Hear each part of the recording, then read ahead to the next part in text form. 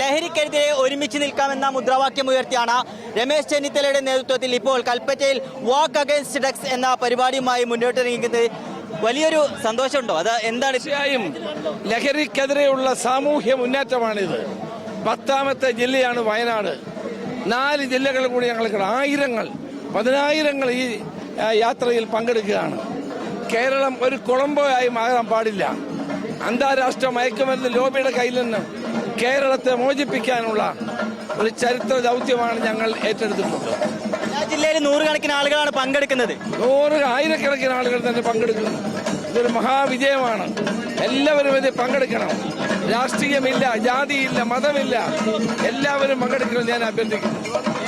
ലഹരിയെ നാടിൽ നിന്ന് തുരത്താൻ വേണ്ടി വലിയൊരു ദൗത്യം തന്നെയാണ് ഏറ്റെടുത്തിരിക്കുന്നത്. ഇന്ന് വയനാടും കൽപ്പറ്റയും ഒരു പ്രവാഹം പോലെ രമേശ് ചെന്നിത്തലയുടെ കൂടെ വാക്ക് അഗൈൻസ്റ്റ് ഡ്രഗ്സ് എന്ന പ്രൗഡ് കേരളയുടെ വാക്കത്തോണിൽ പങ്കാളിയാവുകയാണ്. ഇതുപോലെ ഒരു മൂവ്മെന്റ് ഈ വയനാട് ജില്ലയിൽ കേരളക്കരയിൽ ലഹരിക്കെതിരെ നടന്നിട്ടില്ല. ഇതേറെ ആത്മവിശ്വാസം പകരുന്ന ഒന്നാണ്. കേരളത്തിൽ ഉയരേണ്ട വലിയ പ്രതിരോധമാണ് ഇതിലൂടെ ഉയർന്നു വരുന്നത്.